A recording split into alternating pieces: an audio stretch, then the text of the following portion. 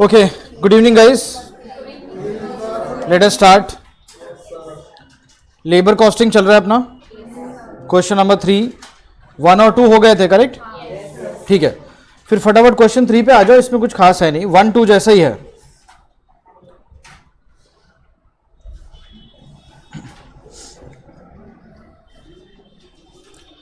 चलो question read करना ध्यान से. Calculate earnings of mister A and B from the following particulars for a month and allocate the employee cost to each job X, Y and Z. allocate करने का मतलब ये हो गया कि जो कंपनी है वो वेजेस को जॉब X, Y, Z के नाम पे बांट रही है.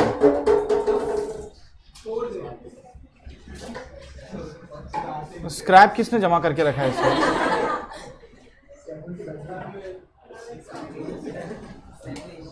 ओके सुनो, अभी यहां पे दो चीजें पूछ रहे हैं लोग. Earnings of A and B. Question read करते टाइम टाइम पास नहीं करना है प्लीज. हाँ, earnings of A and B and employ cost we have to allocate to job X Y and Z. देखो जब ये अर्निंग्स बोल रहे हैं ना, अर्निंग्स, तो ये लोग एम्प्लॉय के एंगल से बात कर रहे हैं. किसके एंगल से? हाँ, एम्प्लॉय का अर्निंग होता है. तो this is from the point of view of employees. और जब ये एम्प्लॉय का अर्निंग की बात होती है ना, तो बेसिकली अपने को जानना है कि उनका इन हैंड सैलरी क्या है या वेजेस. क्योंकि यहां पे प्रॉब्लम यह है कि हम लोग जितना सैलरी अर्न करते हैं, जो वेजेस अर्न करते हैं total, eight the end of the month उतना पैसा हाथ में आता नहीं है. ओके, उसमें से प्रोविडेंट फंड डिडक्ट हो जाएगा, उसमें से ESIC डिडक्ट हो जाएगा, तो काफी कुछ डिडक्शन के बाद पैसा मिलता है. अब किसी की सैलरी है मान लो 1 लाख रुपए, तो वो 1 लाख रुपए नहीं, उसको मिलेंगे नहीं कैश में. उसमें से मान लो 10-15 हज़ार कट जाएंगे, उसको 85 के आसपास ही मिलेगा.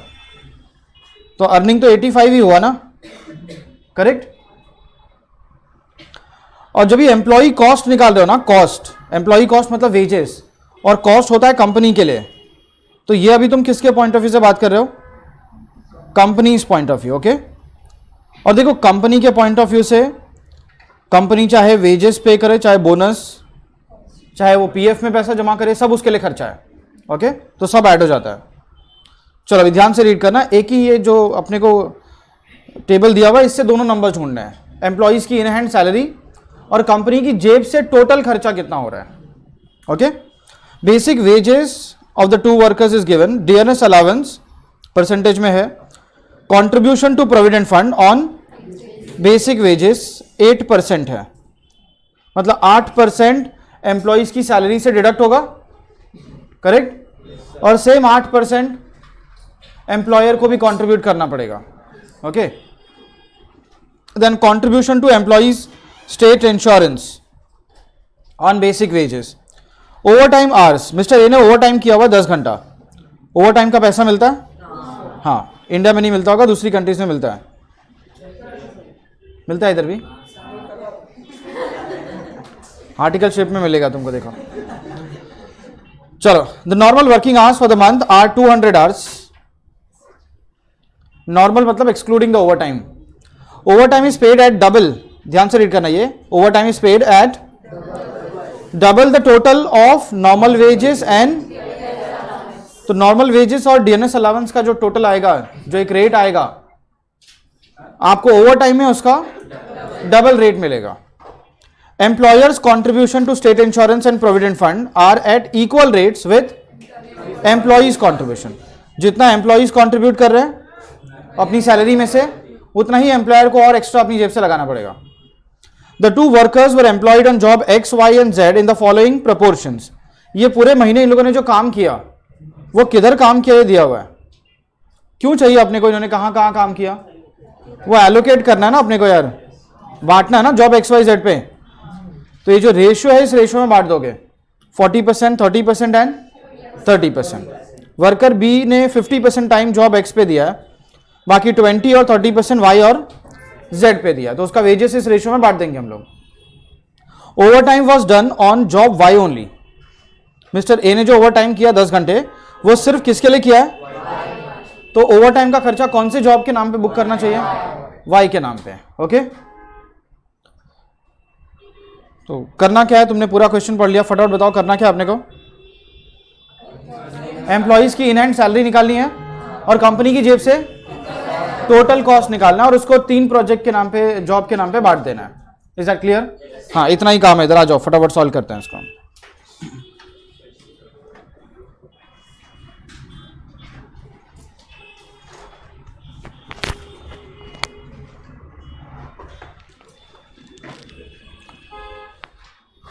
This is question number 3 of employ cost.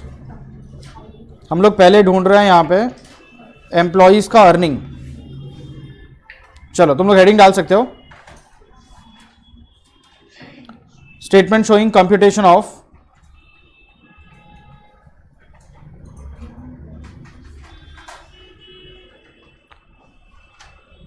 Monthly earnings of each worker.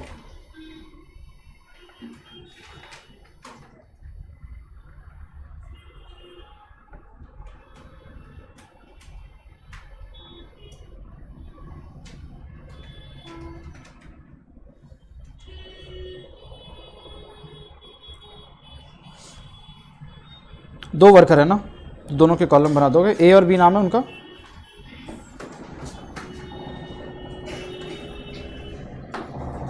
Worker A and B.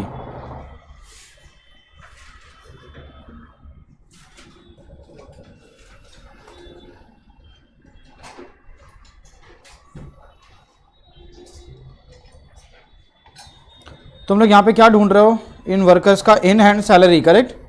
हाँ, तो जो भी इनके सैलरी में से डिडक्शन होगा वो माइनस कर देना अपने को।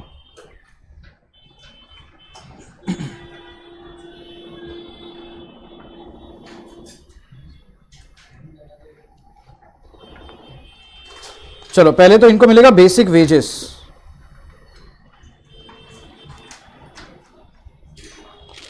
महीने का बेसिक वेजेस कितना है इनका? 10,000 और 16,000। सो 10,000 एंड 16,000 लिख दो सीधा सीधा।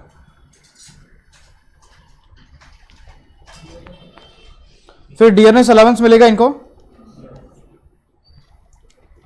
डीएनएस अलाउंस 50% है और बेसिक सैलरी कितना हो जाता है? 5,000 और 8,000।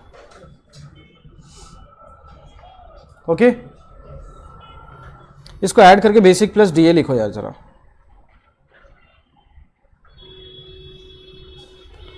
Basic plus DA 15,000, 24,000। ठीक है, और कुछ पैसा एक्स्ट्रा मिलता है क्या इनको? Apart from basic wages and DNS allowance, बाकी कंट्रीब्यूशन टू पीएफ और ईएसआई है। ये पैसा एम्प्लॉयज को मिलेगा क्या हाथ में? ये तो इतना उनकी सैलरी से और कट जाएगा। सैलरी से कट जाएगा मतलब क्या करना चाहिए अपने को? माइनस कर देना चाहिए, बिकॉज हम उनकी इन हैंड सैलरी ढूंढ रहे हैं। तो जो भी कंट्रीब्यूशन है ना वो सब निकाल देने का, इतना पैसा नहीं आएगा। तो इधर लिखो लेस कंट्रीब्यूशन टू पीएफ,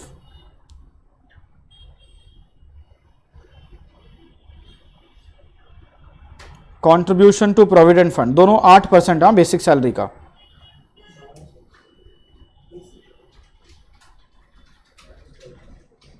इधर लिखा हुआ है 8% ऑन बेसिक वेजेस। 10,000 का 8% 800 और 1280। फिर एक और कंट्रीब्यूशन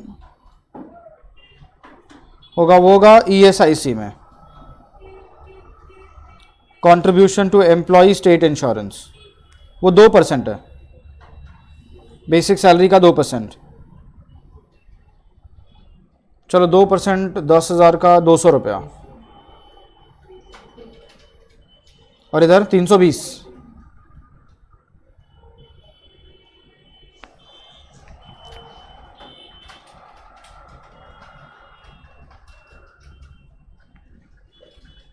ठीक है, अब एक चीज ऐड होगी, ओवर टाइम का पैसा मिलेगा ना इनको यार।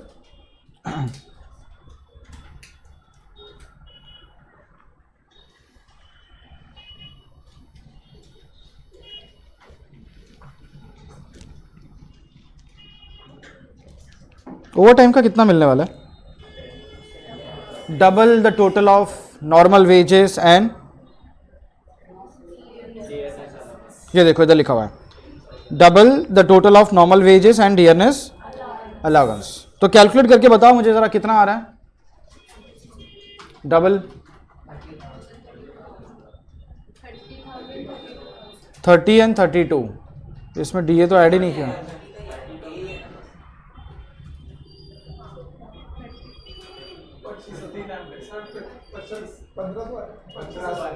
1500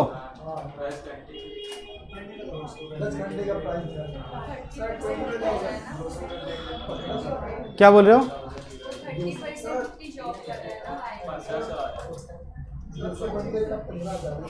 अरे ओवर टाइम का ये तो देखो कितने घंटे किया उसने, 10 घंटे, 25,000।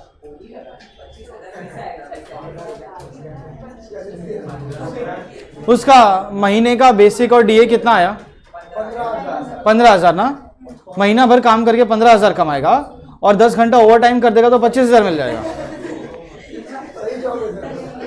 फिर तो अच्छा है, दिन में आने का ही नहीं।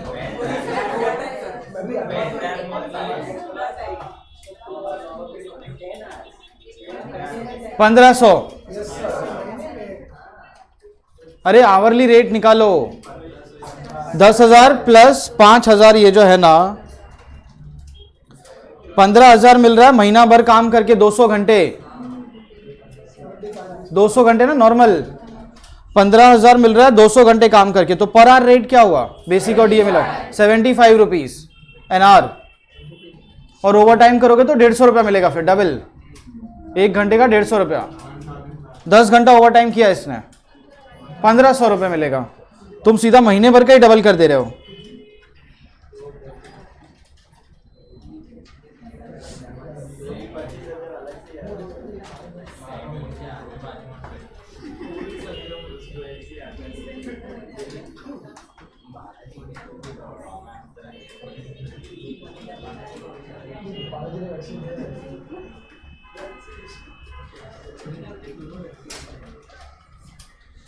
चलो अभी 15,000 में से वो जो 800 और 200 गया वो माइनस कर लो और बाकी 1,500 वापस ऐड करो।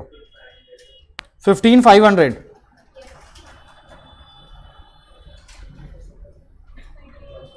20, 22, 400, ये इनका टोटल अर्निंग्स हो गया नेट।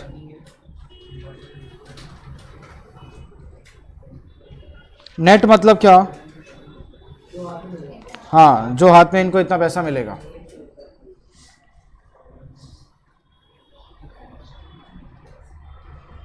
अभी वो वर्किंग नोट बना दो, बाद में बोलोगे कहां से आया ये सब बनना। मिस्टर ए के लिए हम लोग देख रहे हैं, correct? Basic plus DA per hour, ये हो जाएगा 15,000 डिवाइड बाय 200 घंटे, 75 रुपीज।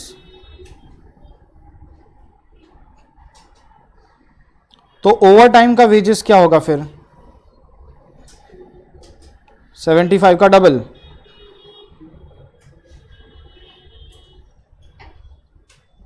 150 rupees per hour.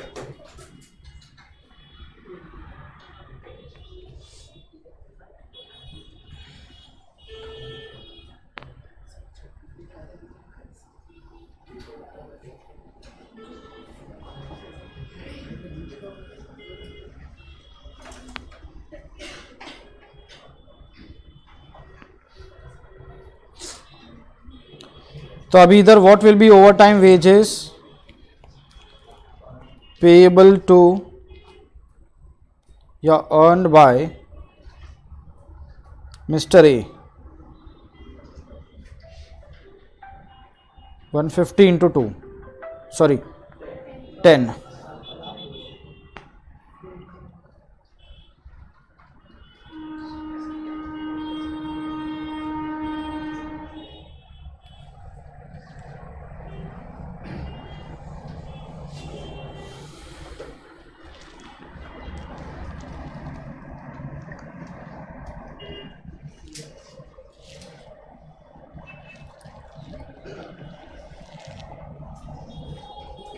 समझ में आया तुमको? चलो अभी फटाफट सेम कैलकुलेशन जरा कंपनी के पॉइंट ऑफ व्यू से कर लेते हैं.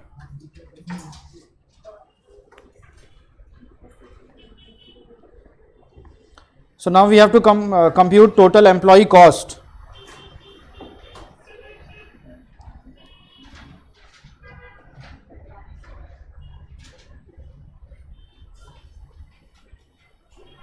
So statement showing computation of employee cost for the month.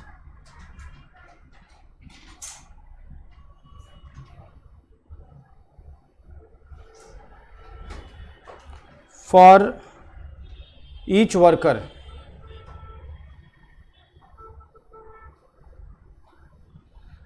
और यहां तुमको वर्कर के पॉइंट ऑफ व्यू से नहीं, एम्प्लॉई कंपनी के पॉइंट ऑफ व्यू से सोचना है कि कंपनी की जेब से कितना पैसा जा रहा है और वो एम्प्लॉई तक पहुंचे या नहीं पहुंचे. कंपनी की जेब से जा रहा है तो उनके लिए तो खर्चा हो गया.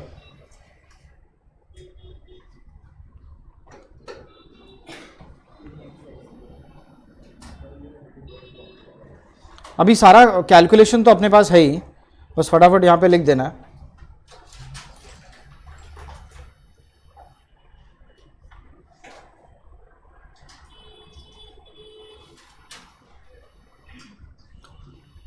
चलो, क्या कंपनी को बेसिक वेजेस देना पड़ेगा एम्प्लॉयज को?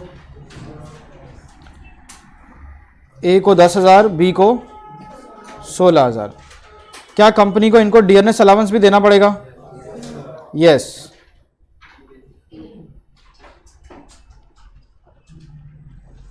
डीएनएस अलाउंस कितना? आधा है ना. अपने कैलकुलेशन किया हुआ अमाउंट वो है अपने पास 5,000 और 8,000. फिर प्लस, इधर प्लस करने का, जैसे बेसिक सैलरी और डीएनएस अलाउंस पे किया वैसे ही इनके अकाउंट में अपने को पीएफ अकाउंट में पैसा भी जमा करना पड़ेगा. कंपनी के लिए तो खर्चा हो गया ना ये तो उसको हम लोग बोलते हैं employers contribution.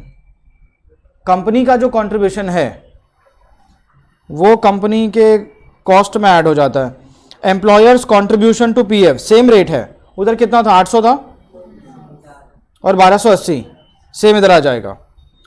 Plus employers contribution to ESI 200 और 320, ये सब ऐड कर लो पहले.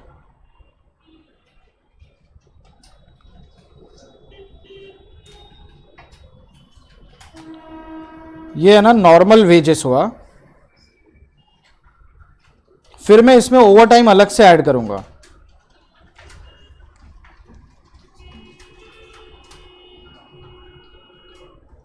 जो कि हमने ए को दिया है 1,500 रुपया.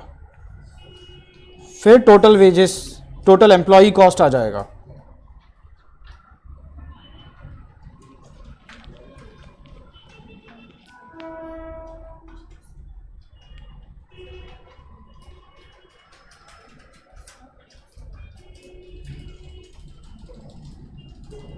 ऐड करके बताओ जरा कितना? 10, 5, 800 और 200, 1,000 रुपये ये हो गए. 16,000 आ रहा है.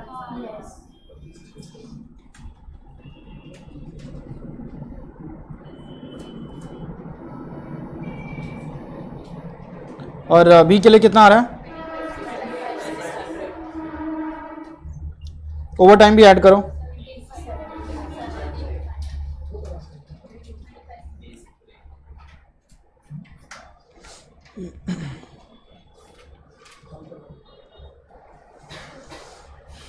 चलो फटाफट जरा इसको हम लोग एलोकेट कर देते हैं. Allocation of employ cost to job X, Y and Z.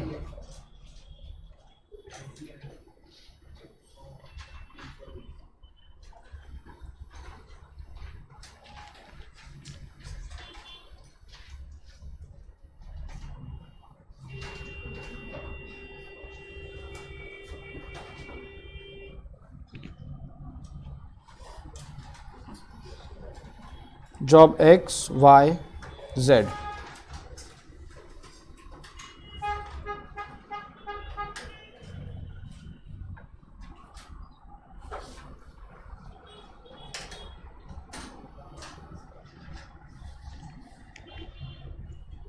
पहले जरा हम लोग एम्प्लॉई वर्कर ए का खर्चा बांट देते हैं.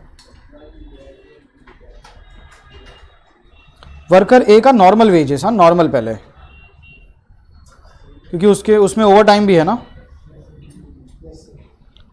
पहले नॉर्मल वेजेस बताओ, इसका कितना है? 16,000 और वो एक्स वाई जेड सबको बांटने का है।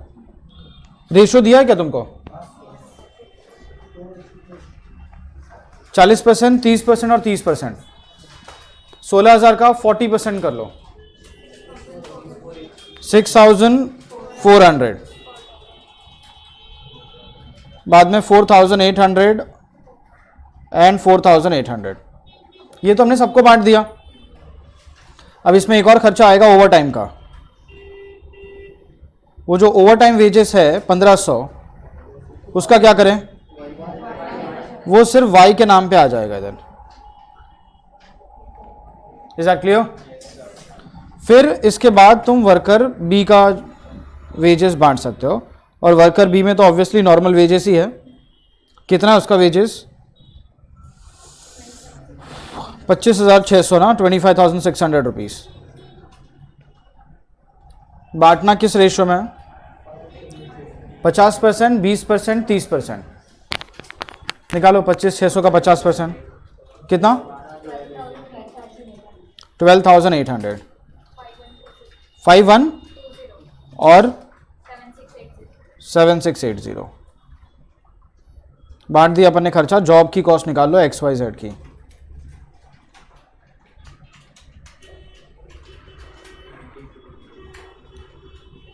$19,200 और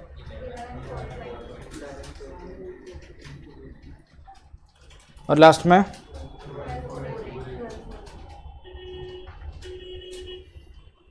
तीनों को ऐड करो जरा।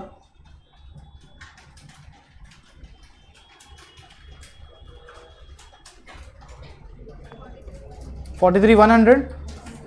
ओके, और ज़रा इन दोनों का पूरा खर्चा ऐड करो, इन दोनों का 43,100। उसी को तो बांटा है ना अपन ने, तो पूरा खर्चा बांट दिया ना हमने।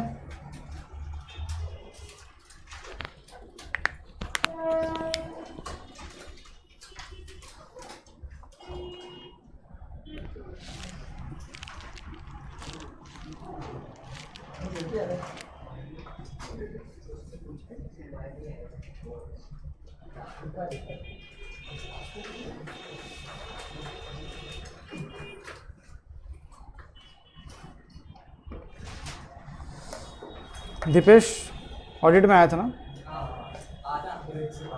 ब्रेक के बाद भाग गया घर का प्रॉब्लम।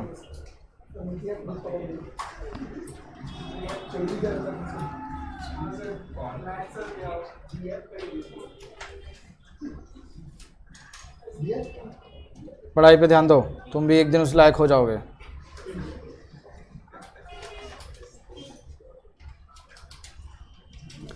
चलो अभी एक नया कॉन्सेप्ट स्टार्ट करना अपने को। ये हो गया तुम्हारा लिख के? ओके, सो अभी एक नया पेज ले लो और हेडिंग डाल दो लेबर टर्नओवर रेशियो।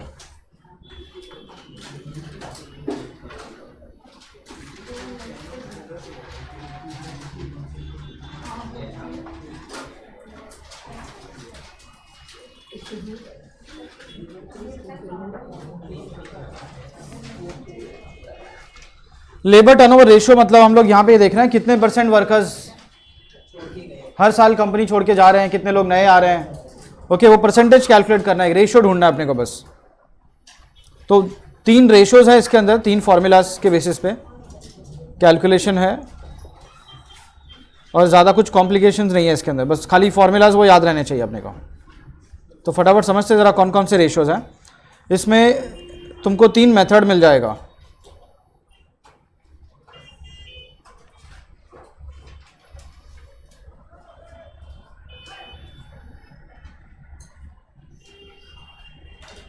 तीन मेथड है तो 3 फॉर्मूला भी आ जाएगा इधर। फिर सुनो, पहला मेथड है सेपरेशन मेथड।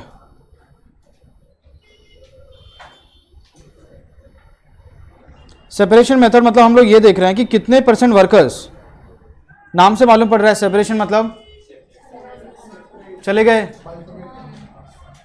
या तो उन्होंने खुद छोड़ दिया होगा, या तो कंपनी ने उनको धक्के मार के निकाल दिया होगा।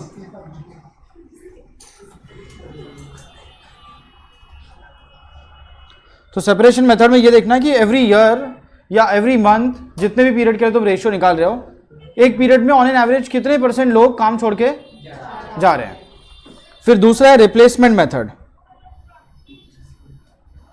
रिप्लेसमेंट का मतलब होता है कोई चला गया तो उसकी जगह पे दूसरे वर्कर्स हायर करना। तो एवरी ईयर हम लोग कितने % वर्कर्स रिप्लेस कर देते हैं, पुराने जाएंगे उनकी जगह पे नए वर्कर्स आएंगे। और एक रेशो ये भी है जो दोनों मूवमेंट रिकॉर्ड कर रहा है, वर्कर्स जा रहे हैं सेपरेशन और आ रहे हैं मतलब ज्वाइनिंग हो रहा है, दोनों मिला के कितने गए कितने आए सब मिला के कितना % मूवमेंट हुआ, तो उसको हम लोग फ्लक्स मेथड बोलते हैं।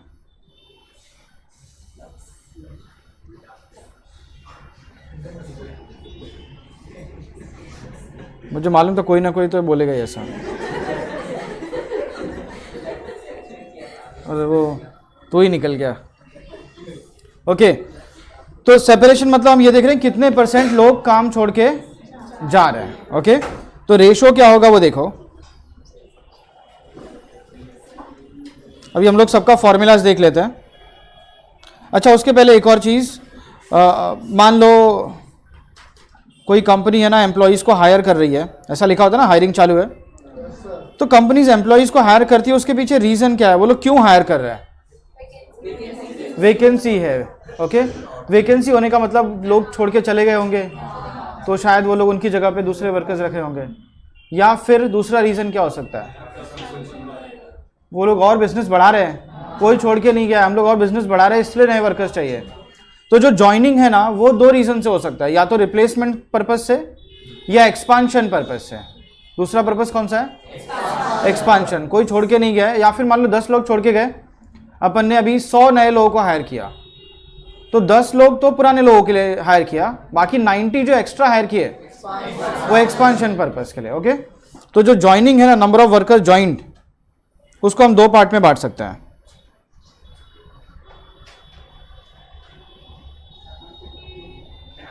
रिक्रूटेड एंड ज्वाइंट वर्कर्स आएंगे।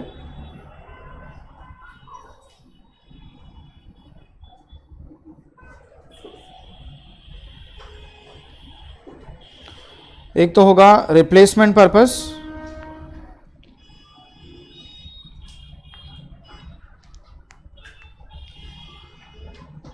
और दूसरा एक्सपांशन।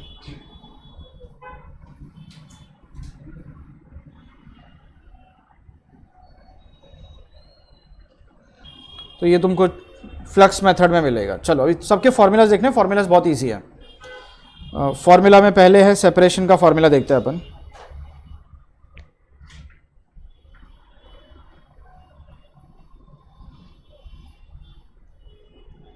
सेपरेशन मतलब मैंने क्या बोला, कितने लोग काम छोड़ के जा रहे हैं। तो फॉर्मूला ये है, number of workers left and discharged, number of workers, हाँ कितने लोग गए उनके लिए तुम लोग ये वर्ड यूज करोगे, लेफ्ट एंड, हाँ या तो खुद छोड़ के चले गए होंगे या फिर हमने उनको, हाँ। अब मान लो किसी कंपनी में 1000 वर्कर्स एक साथ काम छोड़ के चले गए, 1000 लोग काम छोड़ के चले गए, कंपनी का बड़ा लॉस हो जाएगा ना। मान लो कंपनी में 1 लाख वर्कर्स होते हैं, कंपनी का स्ट्रेंथ ही कितना है, 1 लाख वर्कर्स का है, उसमें से 1000 छोड़ के चले गए, क्या होगा? 10%, 1 लाख का 2%, कौन?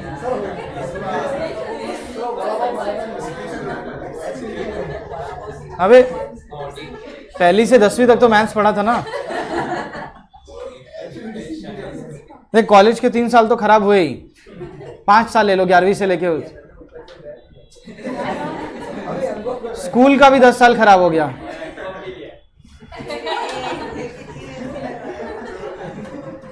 मतलब एजुकेशन से मिला क्या फिर?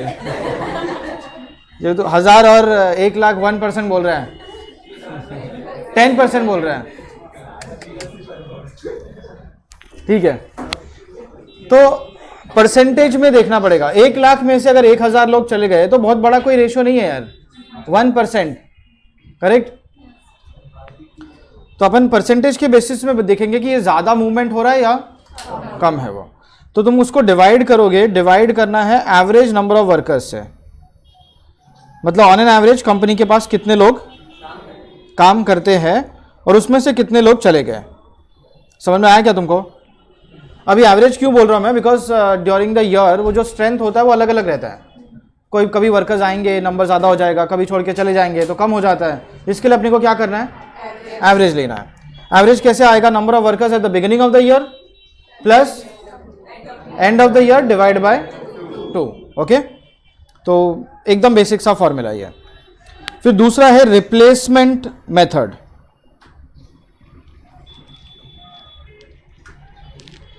नाम से तुम लोग फॉर्मूला बना लोगे यहां पे। रिप्लेसमेंट मतलब हमको देखना है कितने परसेंट वर्कर्स हमने रिप्लेस कर दिए during the year. So number of workers replaced,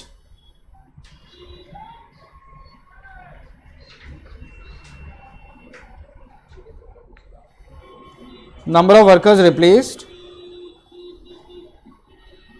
और डिवाइड किससे करना है, हमारे पास ऑन एन एवरेज कितने नंबर वर्कर्स रहते हैं और हर साल उसमें से कितने लोग रिप्लेस हो जाते हैं।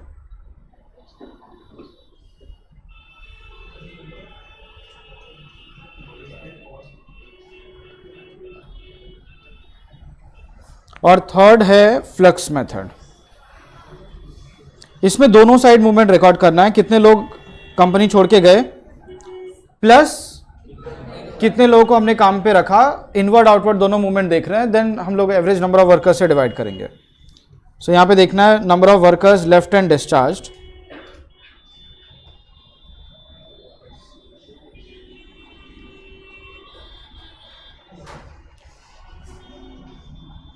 Plus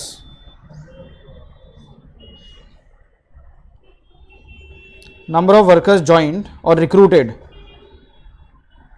number of workers joined और रिक्रूटेड, ज्वाइंट लिखता हूं,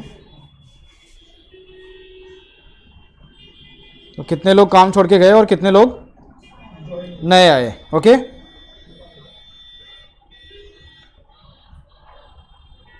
ये दोनों नंबर्स लो और फिर डिवाइड कर दो। किससे डिवाइड करने का, एवरेज नंबर ऑफ वर्कर्स। इसके ऊपर काफ़ी क्वेश्चंस आया हुआ है पहले भी, तो ये इजी क्वेश्चन मान सकते हो अगर इसके ऊपर आ रहा है तो। नहीं, तीनों के संग। अभी तो एमसीक्यूज है तो तुमको शायद एक मेथड पे भी क्वेश्चन आ सकता है 1 मार्क के लिए। ओके, तो वो इंपॉर्टेंट हो जाता है फिर। चलो फटाफट ये लिख लो, फिर क्वेश्चन पे आ जाता है। टर्नओवर मतलब वर्कर का कंपनी छोड़ के जाना आना, वो सब उसका मूवमेंट रिकॉर्ड करना है।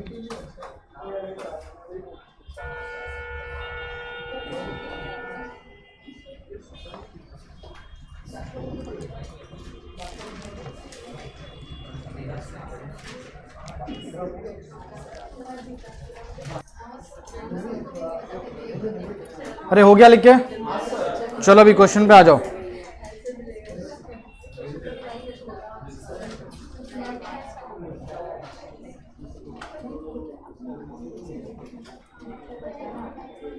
क्वेश्चन नंबर 9 पे आना है। क्वेश्चन नंबर 9, टाइम पास नहीं करना है, क्वेश्चन 9 पे आ जाओ फटाफट।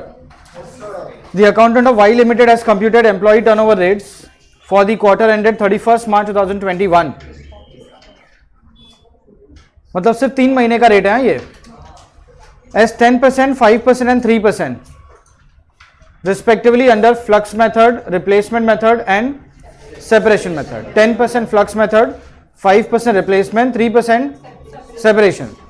If the number of workers replaced during the quarter is 30, find out the number of workers for the quarter recruited and joined, left and discharged, or equivalent employee turnover rates for the year. चलो वो third part जाने दो, first 2 part पहले देख लेते हैं। इन्होंने तुमको ये ना जो रेशियो है बेसिकली वो दिया हुआ है और ये बोल रहे हैं कितने लोगों को हमने काम पे रखा है और कितने लोग को काम से निकाल दिया और वो चले गए, ये ढूंढ के बताओ। समझ में आया? तो रेशियो दिया हुआ और ये नंबर्स ढूंढने अपने को। बताओ तीनों में से ये कौन सा रेशियो से तुम शुरुआत करोगे? रिप्लेसमेंट रेशियो से। क्यों? क्योंकि नंबर ऑफ वर्कर्स रिप्लेस दिया हुआ है, तो नंबर ऑफ वर्कर्स रिप्लेस्ड दिया हुआ है ना, तो रिप्लेसमेंट मेथड जो है वो यूज करो, तुमको एवरेज नंबर ऑफ एम्प्लॉइज मिल जाएगा। और एवरेज मिल जाएगा ना, तो हर एक फॉर्मूला में वो एवरेज रख के हम लोग जो सेपरेटेड है और रिक्रूटेड एंड जॉइंट है वो ढूंढ लेंगे अपन। करेक्ट, इजी है। चलो फटाफट सॉल्व कर लेते हैं।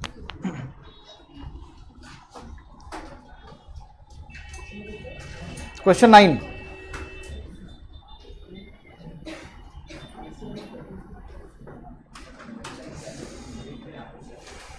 क्वेश्चन नंबर 9 स्टार्ट करो। पहले यहां पे लिखने का replacement method.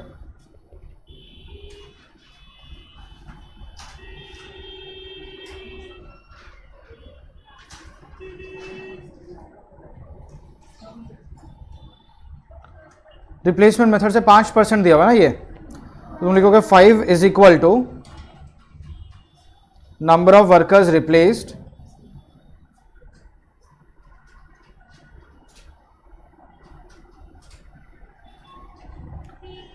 Divide by average number of workers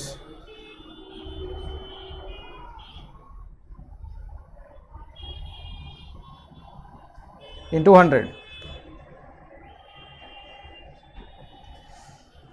अभी 5 is equal to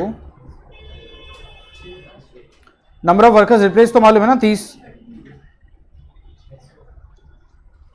average number of workers calculate करो।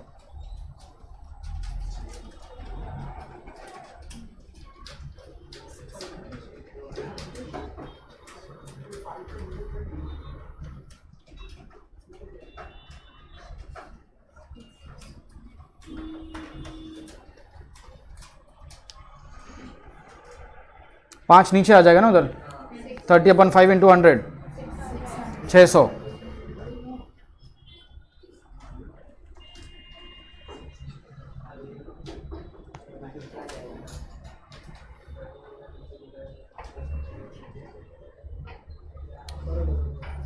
अभी एवरेज आ गया, कौन सा रेशियो लगाए अपन?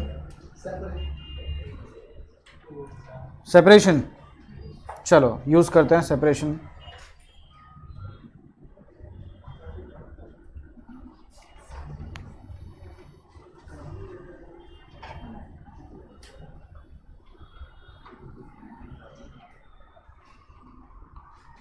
एज पर सेपरेशन मेथड 3% दिया हुआ ना ये, तो अपना फॉर्मूला क्या होगा? 3 is equal to number of workers left and discharged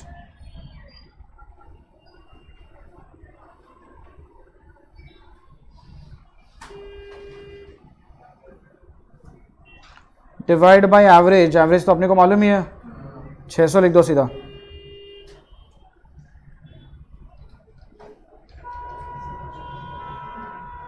अभी number of workers left and discharge ढूंढो।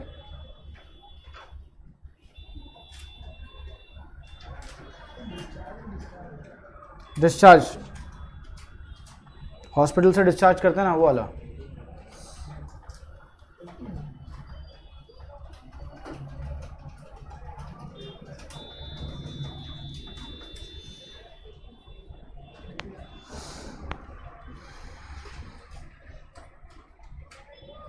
कितना आ रहा है? 18। Number of workers left and discharge मिल चुका है। अभी तुम लोग फ्लक्स मेथड में जा सकते हो, नंबर ऑफ वर्कर्स जॉइंट वहां से मिल जाएगा फिर।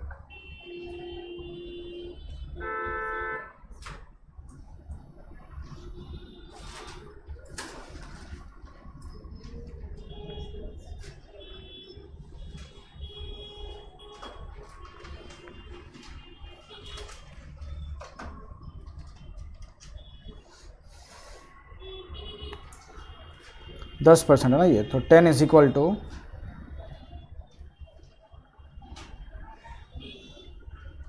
Number of workers joint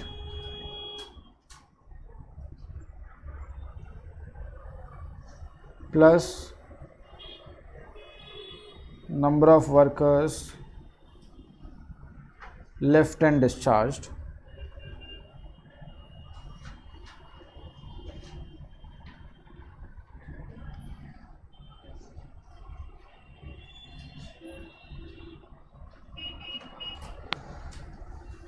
divide by average number of workers 600।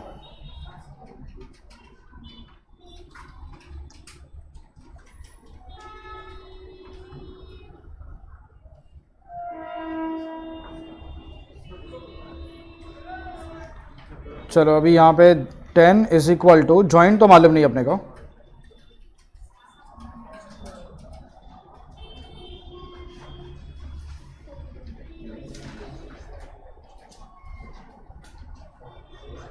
Left hand discharge 18 है ना,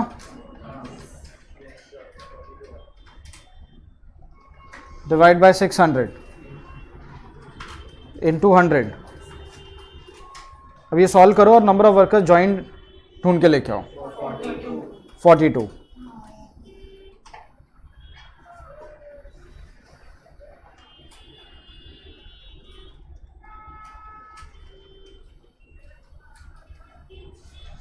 ठीक है, अभी अपने को ढूंढना है equivalent employee turnover rates for the year.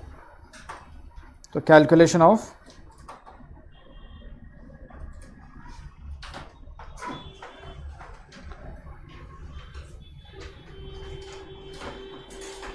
equivalent employee turnover rates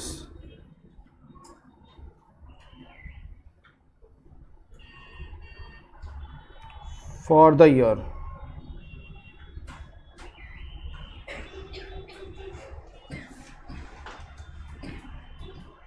चलो कैलकुलेट करके बताओ।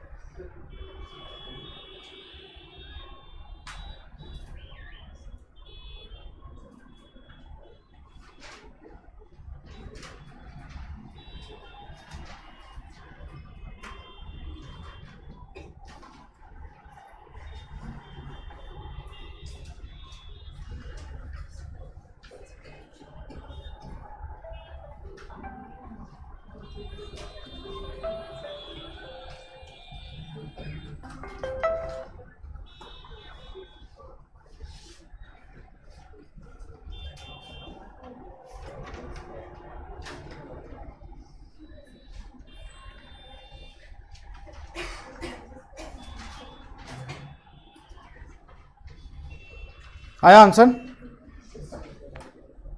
कितना है?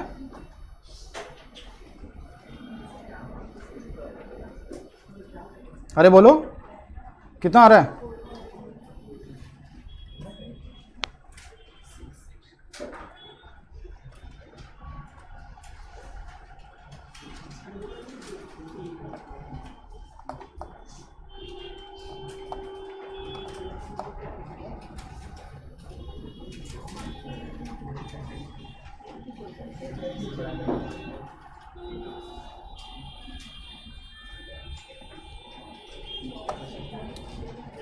अरे एक क्वार्टर में अगर 3% लोग छोड़ के जा रहे हैं,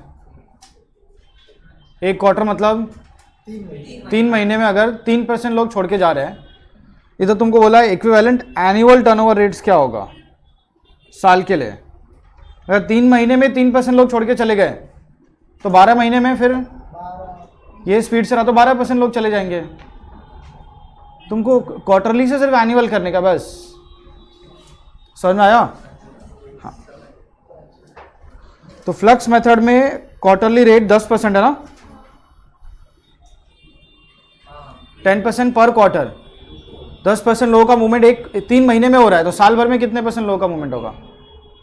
तो क्या करोगे तुम लोग? If this is for 3 months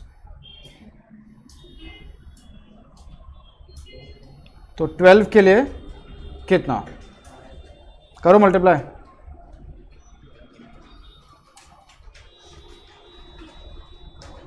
ten divide by 3, percentage नहीं लगाने का, 10 डिवाइड बाय 3 इंटू 12,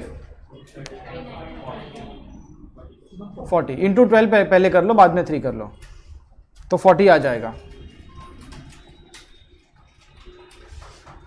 रिप्लेसमेंट में क्या होगा फिर? ये 5 divide by 3 into 12, 20, 3 divide by 3 into 12,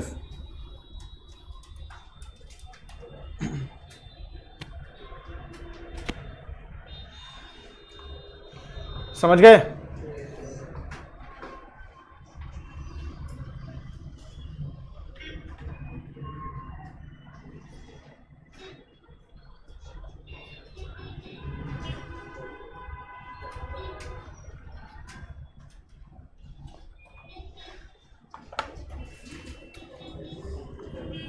done? इतनी सी बात के लिए तुम लोग कंफ्यूज हो रहे थे। क्वार्टरली रेट दिया हुआ, तुमको बोला है साल में कितना होगा वो बताओ। चलो इसके जैसे एक और क्वेश्चन है, question number 13, yes 13 question.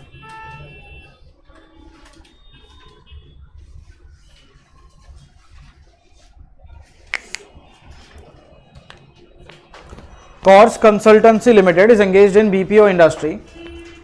One of its trainee executives in the personnel department, HR मतलब, has calculated labor turnover rates as 24.92% for the last year using flux method. Trainee executive मतलब like article, ट्रेनिंग में अभी वो, तो एक article ने मान लो रेट निकाला फ्लक्स मेथड का 24.92%. Following is some data provided by personal department for the last year. कितने एम्प्लॉइज हैं उनके पास वो दिया हुआ है basically. Employees, number of employees at the beginning, number of employees joined during the year, left during the year, at the end of the year.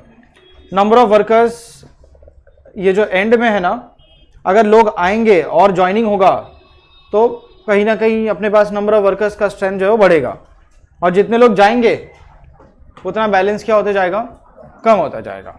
तो ये एट द एंड अगर मुझे ढूंढना हुआ तो मैं कैसे ढूंढ सकता हूं कैलकुलेशन के लिए? At the beginning plus join minus left, correct? Okay.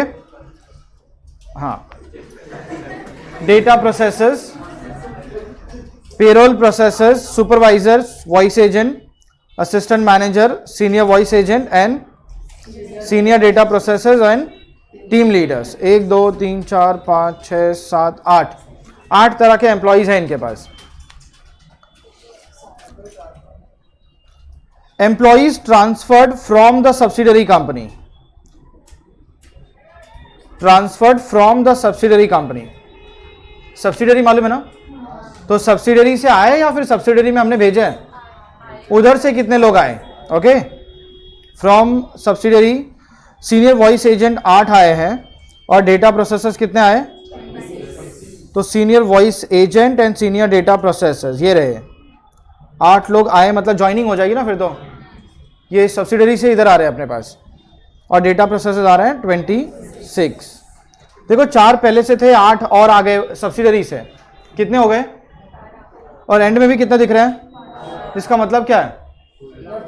कोई गया नहीं है, इसका मतलब 4 थे, 8 आए, 12 होते हैं, 12 के 12 हैं सब. फिर इधर 8 थे, 26 और आए 26, कितने हो गए? और एंड में भी कितने दिख रहे हैं? सारे के सारे 34 लोग हैं, मतलब कोई गया. तो इधर number of workers left is 0.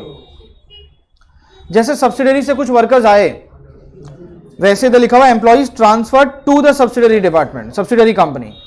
हमने भी कुछ यहां से उधर भेज डाले. टीम लीडर 60 और असिस्टेंट मैनेजर 10.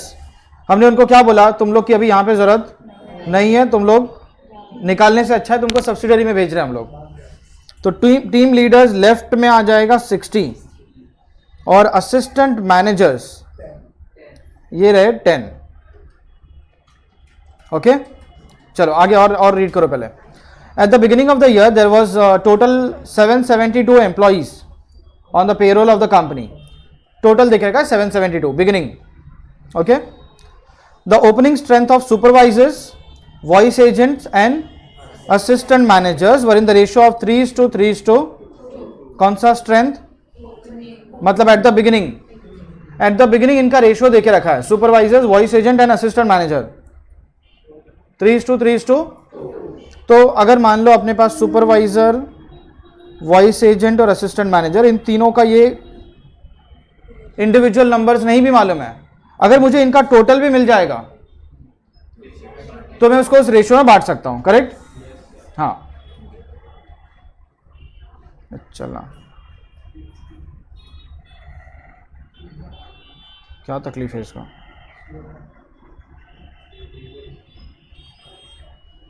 हाँ, समझ में आया क्या तुमको? मान लो फॉर एग्जांपल ये इनका टोटल है ना 80 है, 80 सुपरवाइजर, वॉइस एजेंट और असिस्टेंट मैनेजर मिला के 80 लोग हैं, तो इंडिविजुअली फिर कितने कितने हो गए? फिर 30 30 20, समझ में आया? जो भी टोटल आएगा, क्योंकि हमारे पास ओपनिंग स्ट्रेंथ है ना टोटल 772, मैं टोटल 772 रख दूंगा अगर, और बाकी के अगर मेरे पास क्वांटिटीज हैं वो माइनस कर दूंगा, तो इन तीनों के नंबर तो मिल जाएंगे और फिर इनको बांट दूंगा मैं। Okay, the company has decided to abandon the post of team leader and consequently all the team leaders were transfer to subsidiary company. Company ने डिसाइड किया कि टीम लीडर जैसा पोस्ट अभी अपने को रखना ही नहीं है, वो पोस्ट ही खत्म कर दिया अपन ने, और जितने भी टीम लीडर्स थे सबको, जितने थे सबको, मतलब 60 टोटल थे ना अपने पास, तो ओपनिंग स्ट्रेंथ कितना हो गया टीम लीडर्स का? 60, और सबके सब 60 हमने ज्वाइंट कितना होगा फिर? अरे पोस्ट ही अबेंडन कर रहे हैं तो और काम पे क्यों रखेंगे, हम तो निकाल रहे हैं ना, और हाँ, तो कुछ भी नहीं आएगा, एंड में भी क्या हो जाएगा? चाहिए ही नहीं अपने को कोई। The company and its subsidiary are maintaining separate set of books of account and separate personnel department. कोई ऐसा बोल सकता है सर सब्सिडरी के पास से आए मतलब एक ही बात है, दोनों कहीं ना कहीं अगर ओवरऑल देखोगे तो सिंगल ओनरशिप के अंदर ही है, और सब्सिडरी में भेज रहे हो मतलब हमारी कंपनी में ही है, क्योंकि वो तो घर की बात है। लेकिन ऐसा नहीं है, इधर इन्होंने क्या बोला है, ये दोनों अलग कंपनी है। सब्सिडरी से आए मतलब ऐसा समझो कि फ्रेश हायरिंग हो रहा है, और तुमने सब्सिडरी में भेजा मतलब वो लोग गए, तुम्हारे पास नहीं है, गए वो लोग। इन शॉर्ट सब्सिडरी से अपना कोई रिलेशन नहीं है। You are required to calculate labour turnover rate using replacement method and then verify the labour turnover rate calculated under flux method by the article the trainee executive. Verify करने का मतलब क्या? Check कैसे करेंगे अपन? अरे audit वाला तरीका नहीं, हम खुद सॉल्व करेंगे, ठीक है? तुम लोग वेरीफाई करके, हम खुद सॉल्व करके देखेंगे कि 24.92% आ रहा है या कुछ और आ रहा है। अगर 24.92 आया मतलब उसने सही कैलकुलेशन किया है, कुछ और आया मतलब उसने गलत कैलकुलेशन किया, और ट्रेनी का नाम लिया मतलब बिल उसके नाम पे फाड़ रहे हैं लोग, गलत ही दिया होगा। चलो जरा हम लोग, अच्छा अभी वन मोर थिंग, तुमको रेशियो पूछा है ना, ये क्वेश्चन बहुत घुमा फिरा के ऐसे दिया हुआ है। जब लेबर टर्नओवर रेशियो पूछा हो तो अपने को क्या क्या चीजें चाहिए? We need number of workers at the beginning, number of workers at the, so that average निकाल सके, देन फिर number of workers join, number of workers left and discharge और रिप्लेसमेंट। तो तुमको ये सब ऐसे 8 अलग अलग तरीके के एम्प्लॉइज दिए हुए हैं, तुम क्या करोगे? एक टेबल बनाओगे, एट द बिगिनिंग सब कैलकुलेट करके उसका टोटल कर लोगे, ज्वाइंट ऐसे ही सबका टोटल करके एक नंबर लेके आ जाओगे, और उसके बाद जब सारे नंबर्स अपने पास हो जाएंगे फिर हम लोग फटाफट रेशियोज। समझ में आया? तो पहले वर्किंग नोट बना के ये टेबल को कंप्लीट कर लेते हैं। चलो स्टार्ट करेंगे।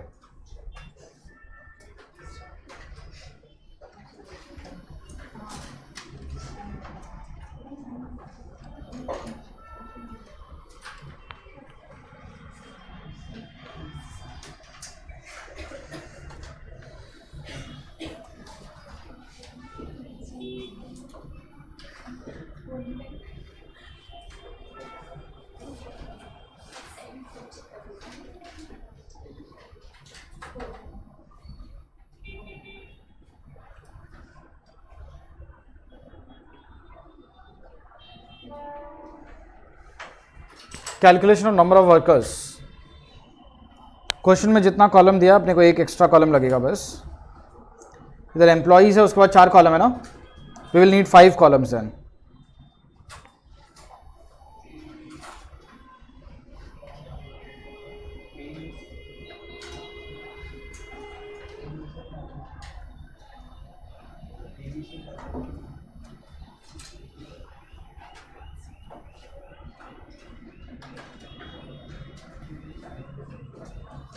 Eight the beginning.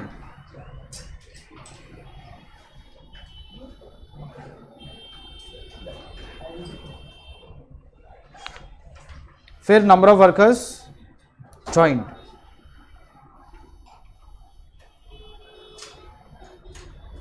Then left, और उसके बाद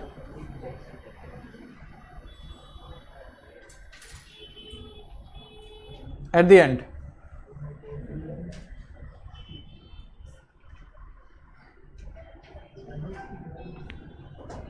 आ गया।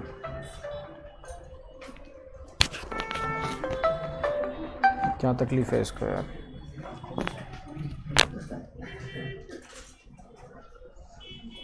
और एक और कॉलम बनाओगे तुम लोग,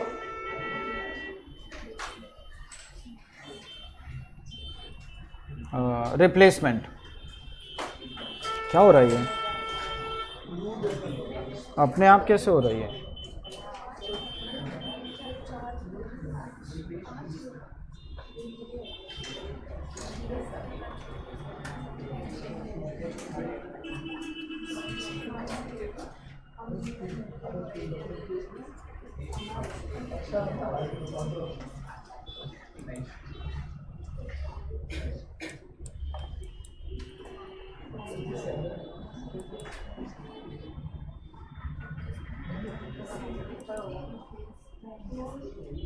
भला करना पड़ेगा ना अपने को।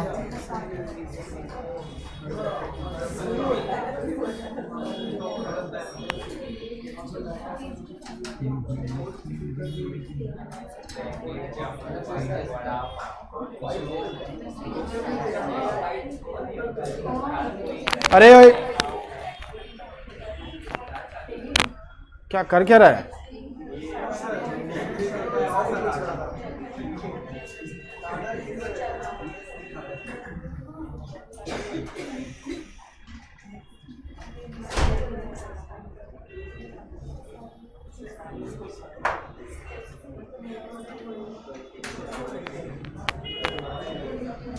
चलो ये फॉर्मेट के साथ रेडी हो जाओ। अभी हम लोग एक एक एम्प्लॉई का नाम लिखते हैं यहाँ पे।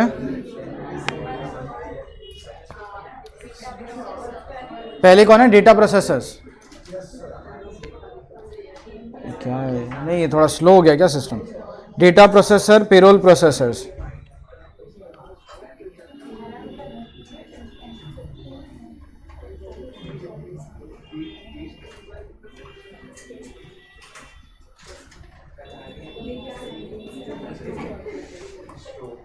नेक्स्ट सुपरवाइजर, फिर कौन कौन? Voice agent. कॉल सेंटर है क्या ये?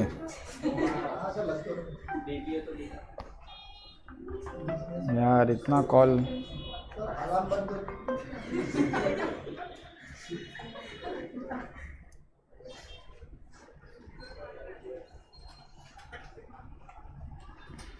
फिर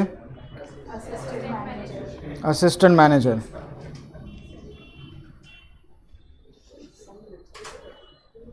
और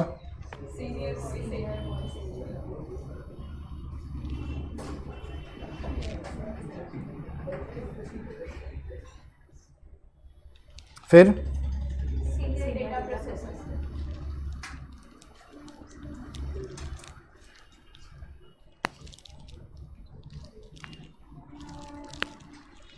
नेक्स्ट टीम लीडर। ये इनको निकाल दिया ना? बस यही है।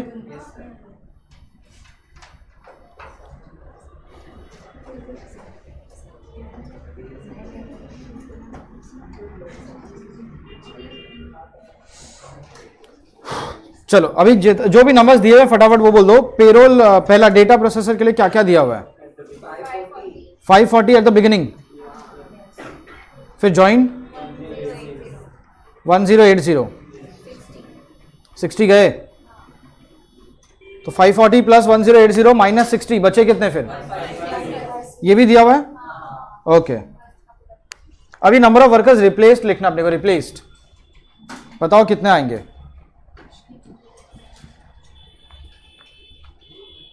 रिप्लेसमेंट में क्या लिखूं मैं?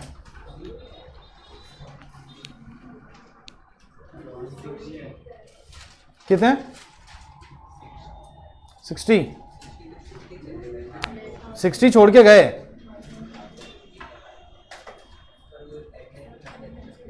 और हमने काम पे कितने लोगों को रखा है? 1080। तो रिप्लेस में कितना रखे अपन?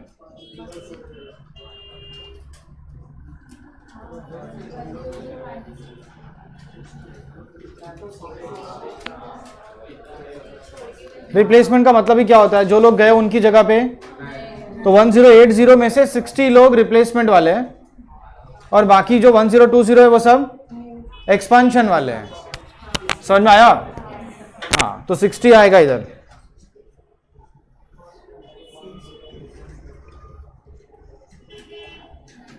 चलो नेक्स्ट, पेरोल प्रोसेसर्स के लिए बोल दो क्या क्या दिया हुआ है। ज्वाइंट कितना है? 20। लेफ्ट दिया हुआ है 60। बिगिनिंग नहीं दिया हुआ है। ज्वाइंट 20, लेफ्ट और एंड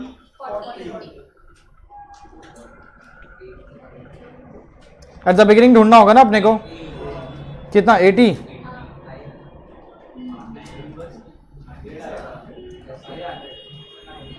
अरे ये देखो,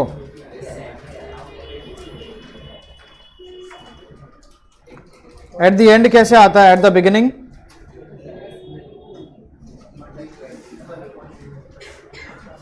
प्लस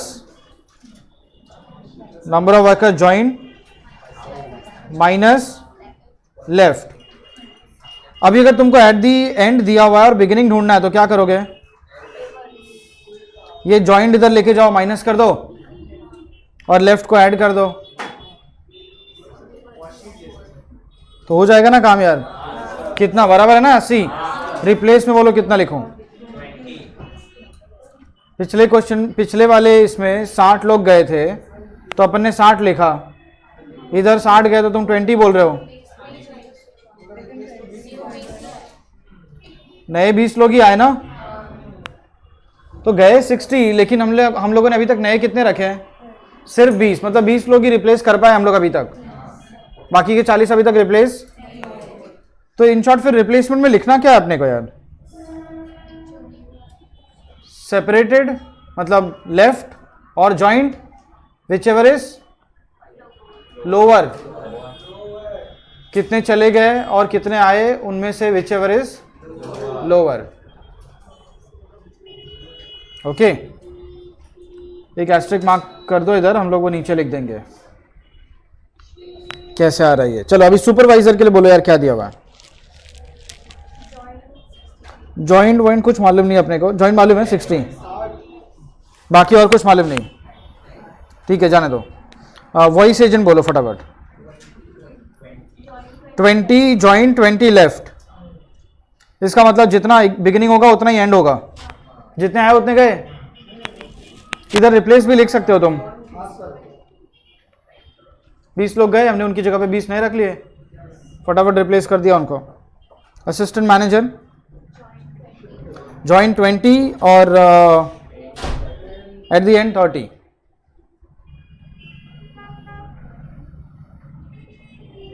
चलो, और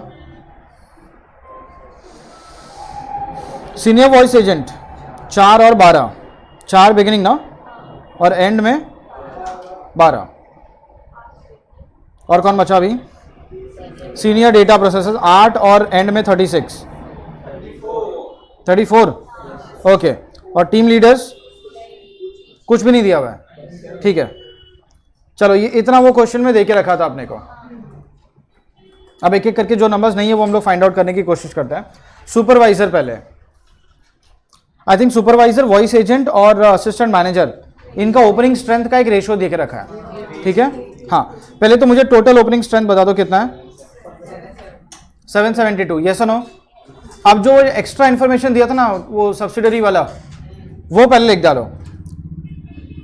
सीनियर वॉइस एजेंट सब्सिडरी से आए ना, कितने आए? 8। और डेटा प्रोसेसर आए 26। गया कोई नहीं, तो रिप्लेस में कितना लिखूं?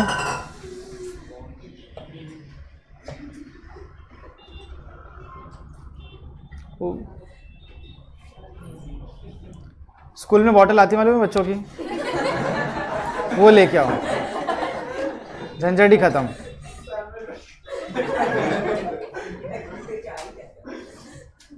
तो ये पानी पीने का होगा, ढक्कन खोलने का, ऐसा वो स्ट्रॉ रहता है उसमें।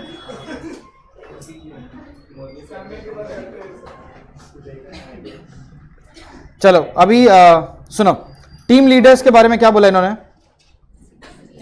सबके सब निकाल दिया ना अपन ने, तो 60 निकाल दिया, और सब मतलब थे भी कितने, 60, और निकाल रहे तो फिर अभी पोस्ट ही खत्म करें ना हम लोग ये, तो एट द एंड कोई नहीं रहेगा, सबको निकाल दिया अपन ने।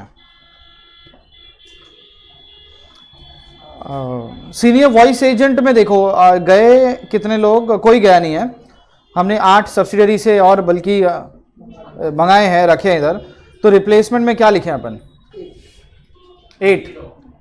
अरे कोई गया ही नहीं तो रिप्लेस क्या करेगा, इधर टीम लीडर 60 लोग गए, लेकिन हमने किसी को रखा नहीं ना, हमको रिप्लेस करना ही नहीं है, चाहिए ही नहीं वो लोग। चलो अभी सुपरवाइजर, वॉइस एजेंट और असिस्टेंट मैनेजर, इनका ओपनिंग स्ट्रेंथ जो है ना टोटल, वो ढूंढ लेते हैं एक बार। लेफ्ट दिया हुआ है, 10 हमने निकाल दिए थे, ठीक है, ये लो 10 लोग गए, सब्सिडरी में भेज दिया, ठीक है। अभी फटाफट जरा इनका ओपनिंग स्ट्रेंथ ढूंढते हैं।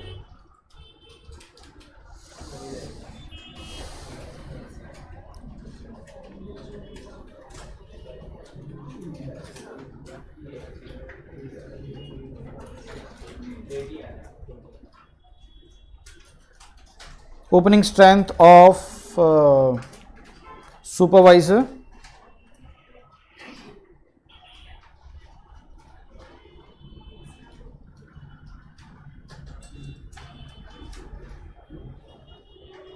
voice agent and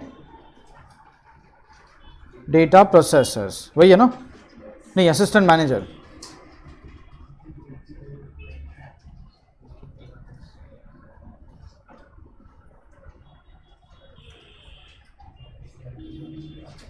कितना आएगा ये, 772 माइनस 540 माइनस 80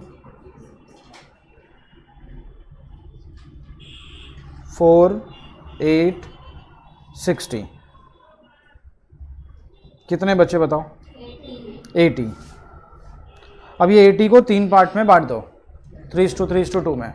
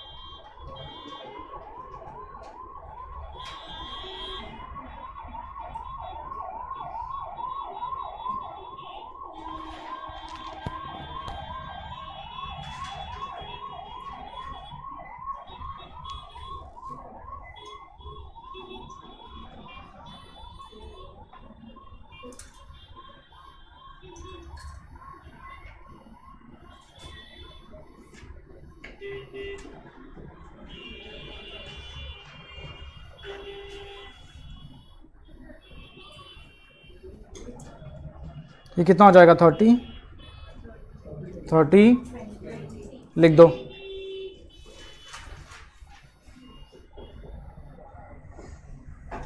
इधर रिप्लेस में 10 आ जाएगा, 30 20 20 तो 30 बचेगा, और यहाँ पे कुछ दिया नहीं है तो कोई गया नहीं, 30 + 60 कितने हो गए, 90, तो रिप्लेसमेंट में 0 आ जाएगा। अभी सबका फटाफट टोटल करो यार,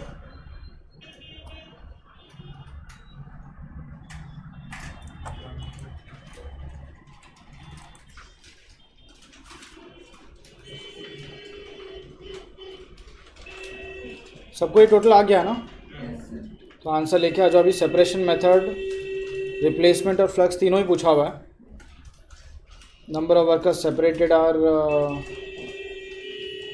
210।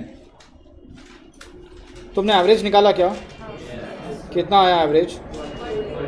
1284। कितना परसेंट आ रहा है ये? 16.36%। Then replacement method.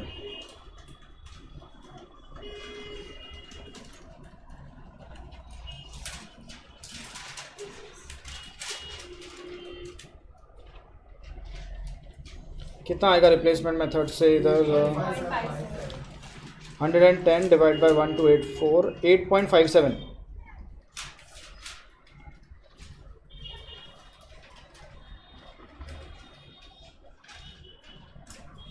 और फिर flux method.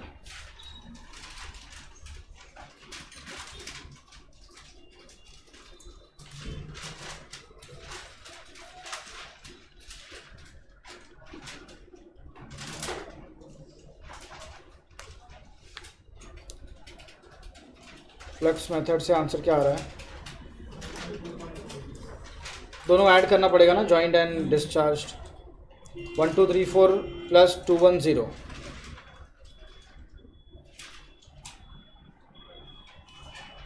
Divide by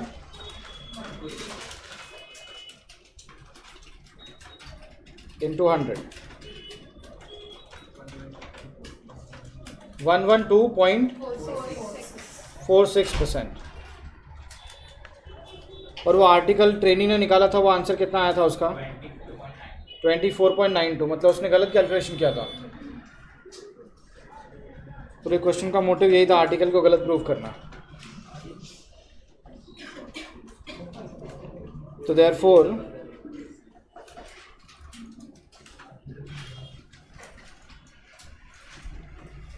labour turnover rate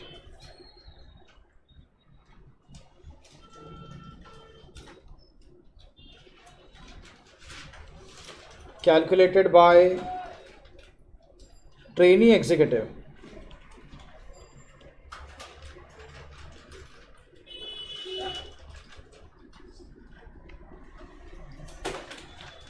कितना था? 24.92% is incorrect.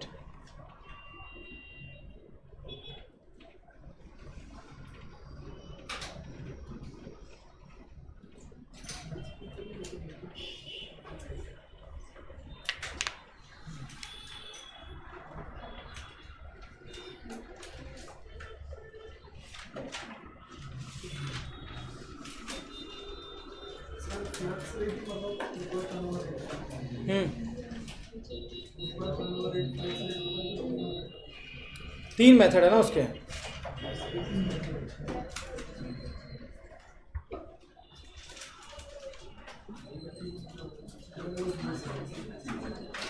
समझा? तीनों मेथड से आंसर पूछा हुआ था यहाँ पे, और आर्टिकल ने जो निकाला वो फ्लक्स मेथड से निकाला था। तो फ्लक्स मेथड मैच करो, फिर गलत है ना उसका answer.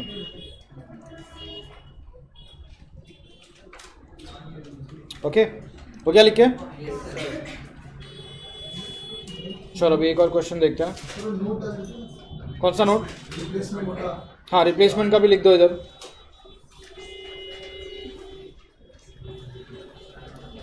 Number of workers replaced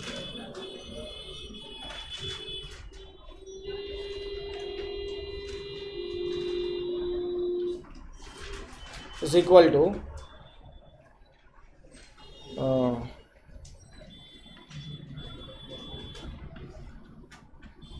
number of workers joined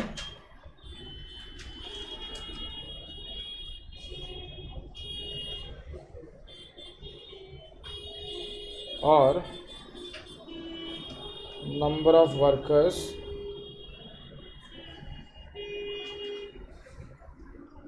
left, whichever is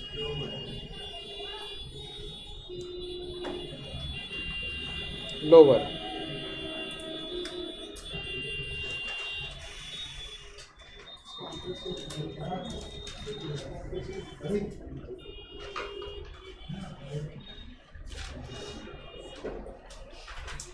Okay.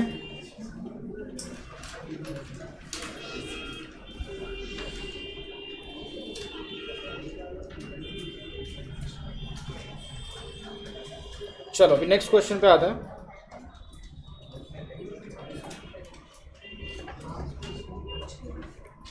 Question number 12 बाकी है बीच में, वो खत्म कर लेते हैं.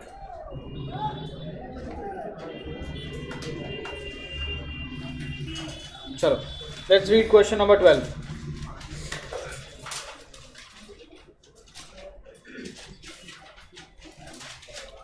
Wage negotiations are going on with the recognized employees union, and the management wants you as an executive of the company to formulate incentive scheme with a view to increase productivity. The case of three typical workers A, B and C who produce respectively 180, 120 and 100 units of the company's product in a normal day of 8 hours. ये जो units बना रहे हैं वो लोग कितना time में बना रहे हैं? 8 घंटा. Is taken up for study. तो 8 आवर्स इज टाइम टेकन, और इनका केस हमने उठाया स्टडी करने के लिए. Assuming that day wages would be guaranteed at 75 per hour and the piece rate would be based on standard hourly output of 10 units. Standard hourly output of 10 units का मतलब है कि 1 घंटे में 10 यूनिट बनना चाहिए. ओके तो कंपनी आपको 1 घंटे का कितना पैसा देगी? सी 1 आवर मतलब 10 यूनिट, बराबर ना? 1 आवर मतलब 10 यूनिट, और उसका पैसा कितना है? तो अगर 10 यूनिट का 75 मिल रहा है तो 1 यूनिट का कितना? 7.5 rupees per unit. Okay.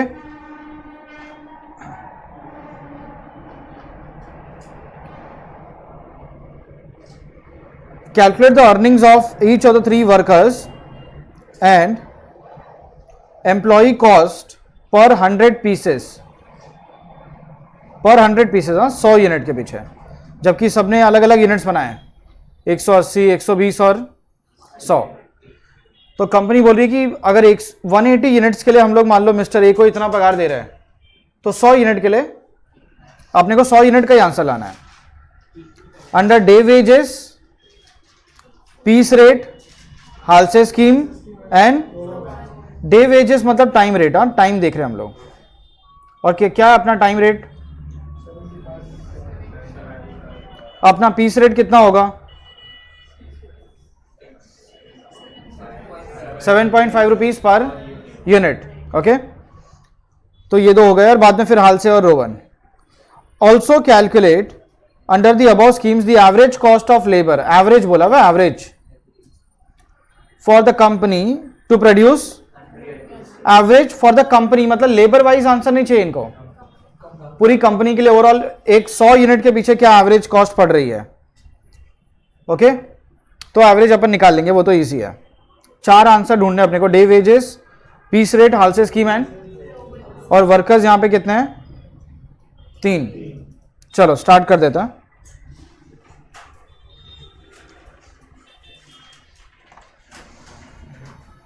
Question number 12. पहले पीस रेट निकालने का. पीस रेट, अगर तुमको टाइम रेट दिया हुआ है और तुम पीस रेट कैलकुलेट करना चाहते हो तो इसका फॉर्मूला लिख सकते हो. It is rate per hour. 1 घंटे का क्या रेट मिल रहा है आपको, डिवाइड बाय आपको 1 घंटे में कितने यूनिट्स बनाने हैं.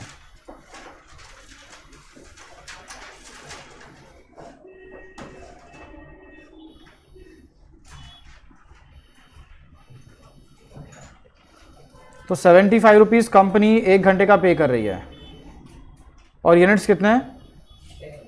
10 बनाने हैं. कितना हो गया ये? 7.5 rupees. Piece rate is always here per unit.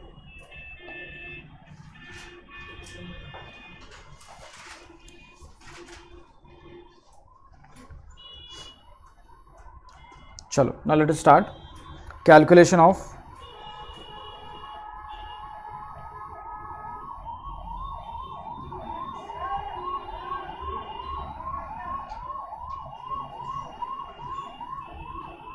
total earnings,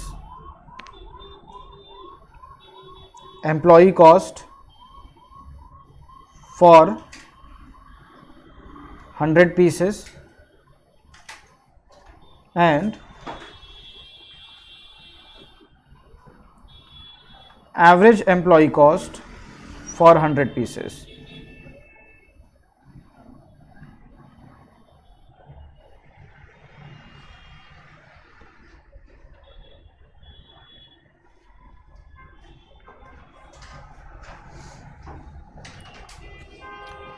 तो तुम क्या करोगे अब, क्योंकि अपने को एवरेज भी ढूंढना है तो टोटल करके सबका एवरेज भी करना होगा, और 3 एम्प्लॉयज़ हैं तो 4 कॉलम बनाओगे, पर्टिकुलर्स और 4 कॉलम, एम्प्लॉयज़ के नाम ABC, और एक कॉलम मुझे चाहिए टोटल के लिए भी।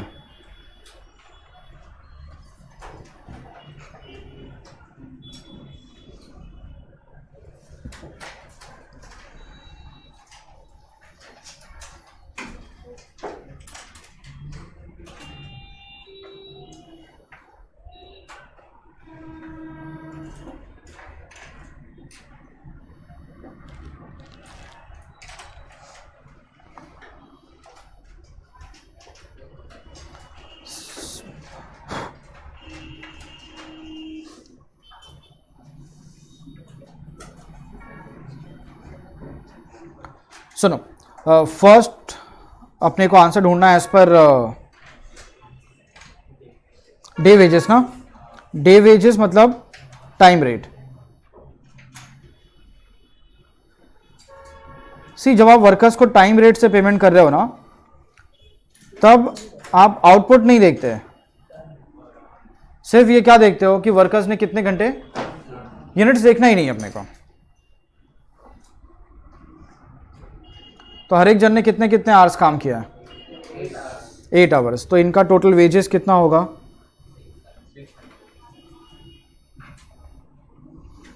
टोटल वेजेस होगा 8 hours into 75 rupees. Mister A ने 180 यूनिट बनाए ना, बी ने 120 कुछ बनाए, और सी ने बनाए सिर्फ 100, पर सबको सेम पैसा मिल रहा है। यूनिट्स देखा ही नहीं जाएगा, क्योंकि पेमेंट ही कैसे हो रहा है, टाइम रेट से। टोटल कितना पैसा चला गया कंपनी की जेब से, 1800। और इन्होंने यूनिट्स कितने बनाए यार, क्योंकि अपने को एवरेज, इनका वेजेस के लिए यूनिट्स नहीं देखना है मुझे, वो अपने को पर 100 पीसेस कॉस्ट ढूंढना है ना, कि मैं मिस्टर ए को 600 रुपया दे रहा हूं एक दिन का, और वो कितने यूनिट्स बना रहा है, 180। तो अगर 600 में 180 यूनिट्स वो बना रहा है, तो 100 यूनिट की कॉस्ट क्या हुई फिर, 333, करेक्ट। तो इधर 180 आ जाएगा, इसने बनाया 120 ना, और इसने बनाया 100। सबको ऐड करो जरा, टोटल तीनों ने मिलके एक दिन में कितने यूनिट्स बना डाले, 400। Is that clear? तो what is employee cost per unit?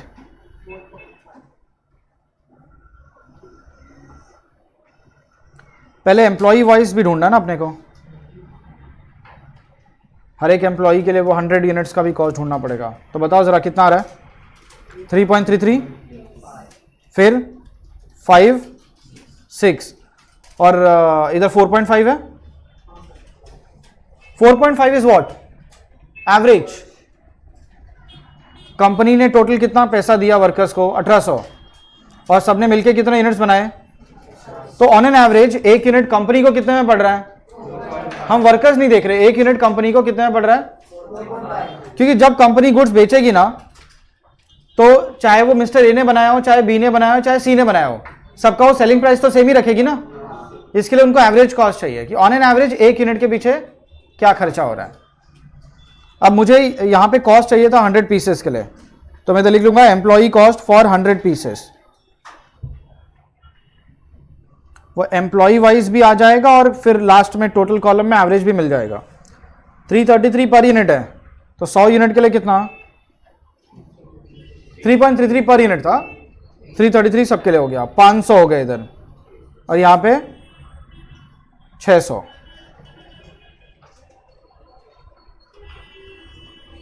Correct. और कंपनी के लिए 100 यूनिट कितने में बन रहे हैं 450 में।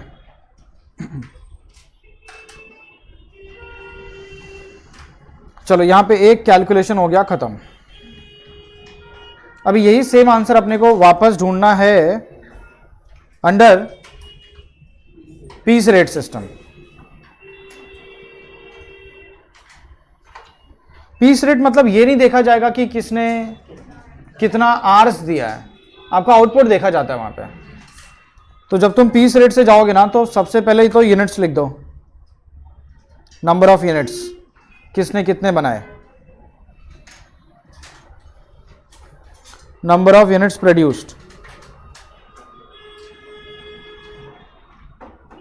वर्कर ए ने बनाया 180, इधर 120 और इधर 100, टोटल कितने हो गए। अभी इनका टोटल वेजेस जो है वो कितना हो जाएगा, @ 7.5 रुपीज पर यूनिट।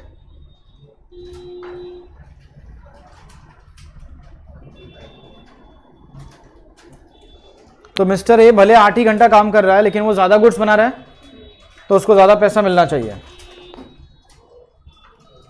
करो ना मल्टीप्लाई, 1350, 900, 750, टोटल 3150। यार 3000 आ रहा है।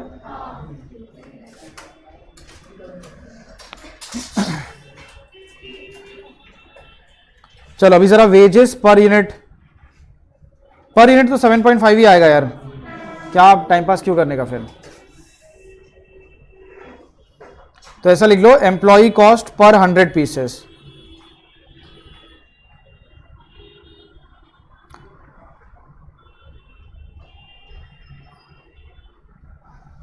$750 और ओवरऑल भी 750 आएगा। 3000 में 400 यूनिट बन रहे हैं, है ना। तो 100 यूनिट के लिए कितना खर्चा हुआ फिर। इधर चाहे वर्कर ए काम करे, बी काम करे या सी काम करे, कोई भी वर्कर काम कर रहा हो, कंपनी का एवरेज कॉस्ट पर यूनिट कितना आने वाला है, क्योंकि वो पेमेंट ही वैसे कर रही है। समझ में आया। हाँ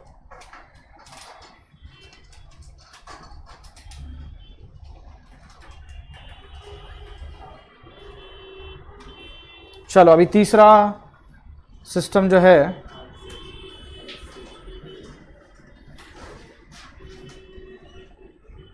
वो देख लेते हैं।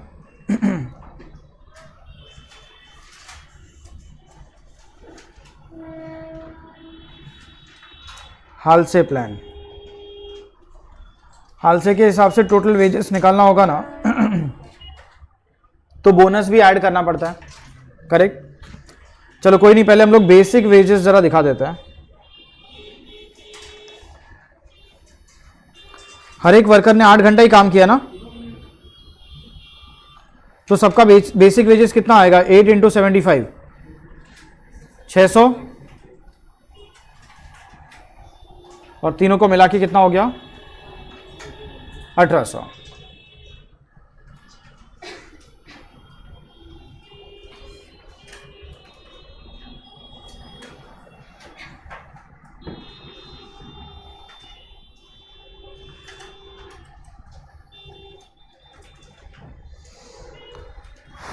प्लस वेजेस निकालते टाइम इसमें बोनस भी ऐड होगा ना, फिर जाके तुमको टोटल एम्प्लॉय कॉस्ट मिलेगा, टोटल वेजेस। फिर हम क्या करेंगे, इसको नंबर ऑफ यूनिट से डिवाइड कर देंगे, तो अपने को एम्प्लॉय कॉस्ट पर यूनिट आ जाएगा, but we want employee cost for 100 pieces.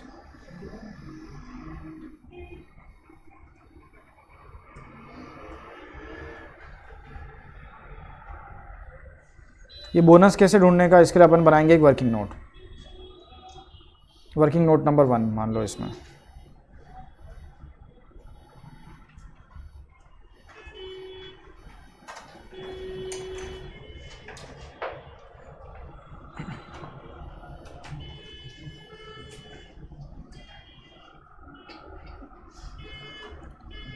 Then same calculation हम लोग करेंगे एज पर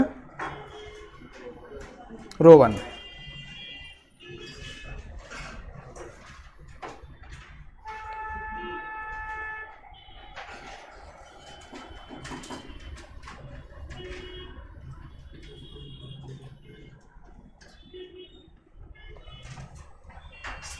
हाल से रो 1 कोई भी, दोनों में से कोई भी प्लान लो, आपका बेसिक वेजेस तो सेम ही आता है ना।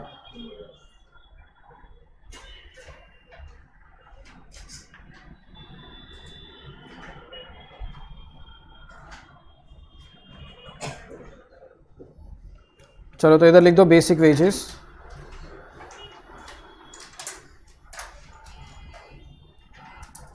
और वो सेम ही रहने वाला है 600। तीनों को मिला के बेसिक हो गया 1800।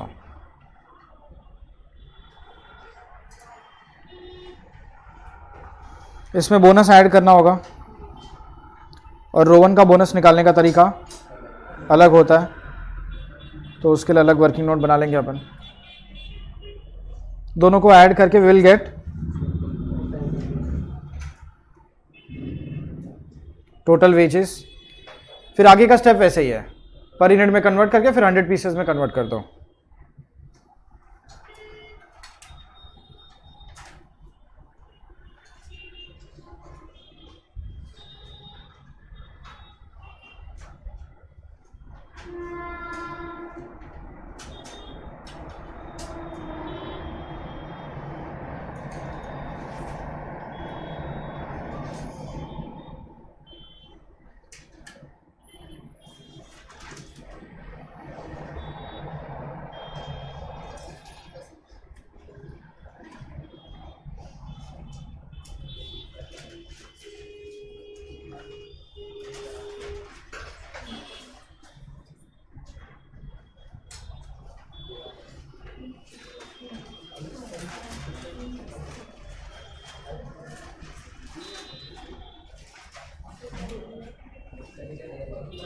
ओके, जब भी हम लोग हाल से रो 1 से क्वेश्चन सॉल्व करते हैं, मैंने कुछ बोला था तुमको 2-3 नंबर्स की जरूरत पड़ती है।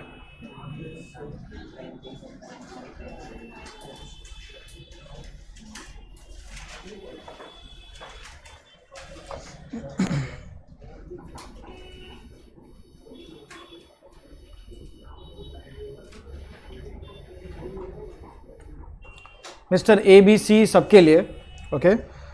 पहले हम लोग ढूंढ लेते हैं यहाँ पे टाइम अलाउड, तो एक्चुअल आउटपुट लिख दो पहले 180, 120 एंड 100।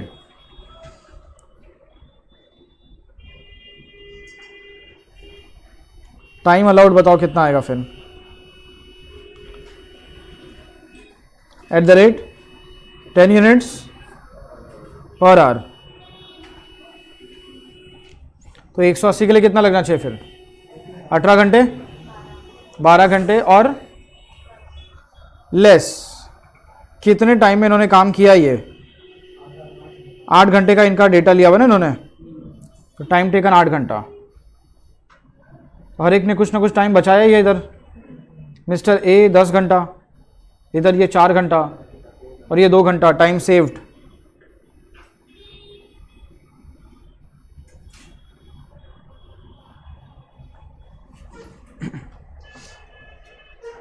अभी बोनस कैसे आएगा फिर?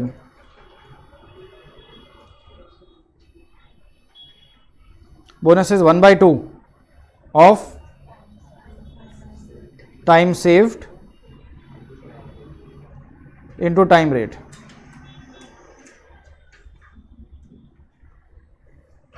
चलो अभी सबके लिए कैलकुलेशन कर दो प्लीज.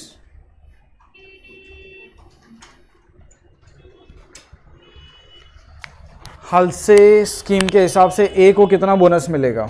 1/2 into 10 into 75. 375 ना?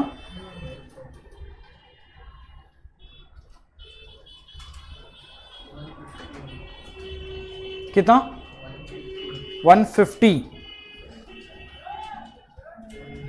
75.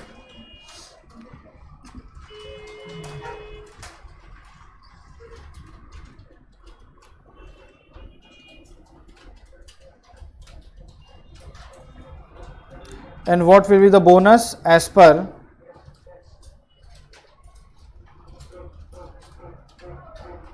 row 1 plan? इसका फॉर्मूला क्या था? Time taken upon time allowed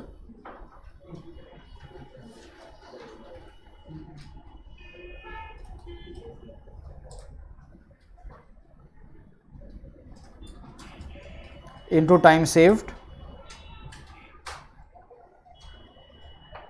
into time rate.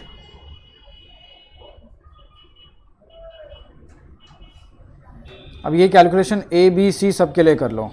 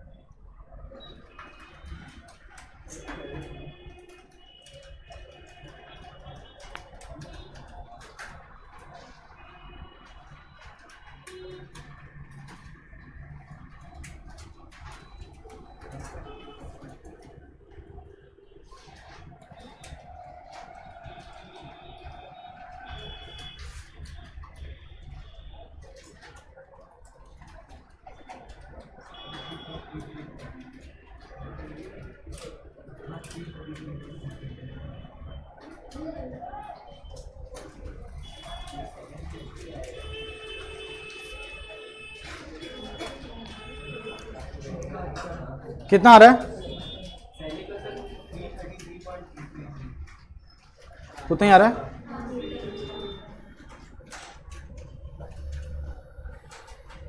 Second वाले का 200 और थर्ड 120. अब ये दोनों स्कीम से बोनस आ गया, अपने को ऊपर रख देते हैं अपन फॉर्मेट के अंदर. 375 150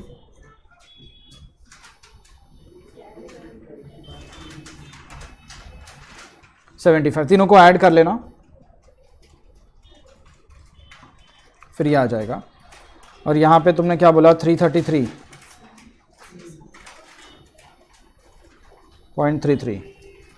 200 और 120 ना, इसको भी ऐड कर लेना टोटल के लिए, और फिर कैलकुलेशन कंप्लीट कर दो.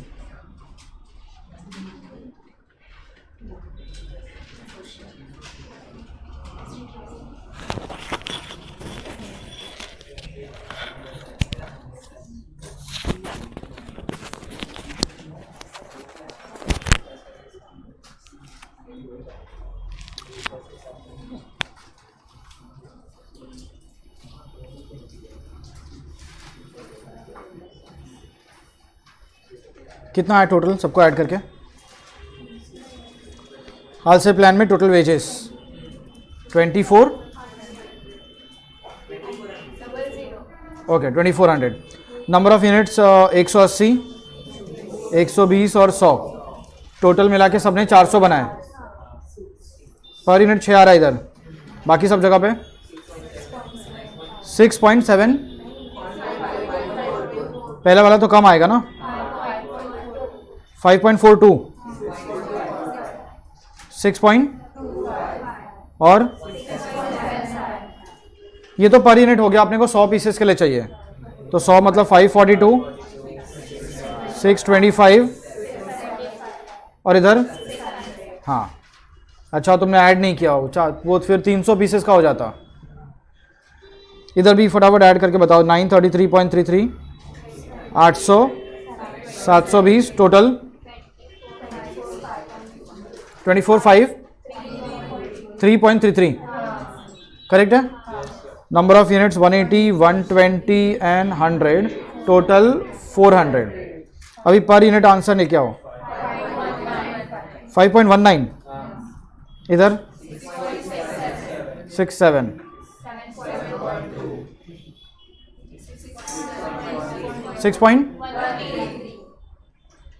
100 पीसेस के लिए 519, 667, 720 और एवरेज 613.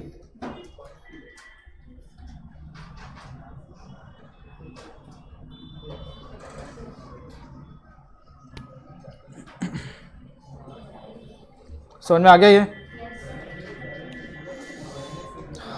ये लिखा था तुमने working note as per हालसे and Rowan. चलो ठीक है, फिर मैं तुमको अभी इसका होमवर्क तो नहीं लिया रहेगा ना अपन. अरे यार व्हाट्सएप एक्टिव नहीं है मेरा, व्हाट्सएप चालू नहीं है. कोई नहीं, घर पे जाके भेजता हूँ लैपटॉप से. Questions, extra question. तुम लोगों ने कौशिक का होमवर्क नहीं किया था? तो उस टाइम पे याद क्यों नहीं दिलाया? हाँ ठीक है, चलो मैं भेजता हूँ घर पे जाके.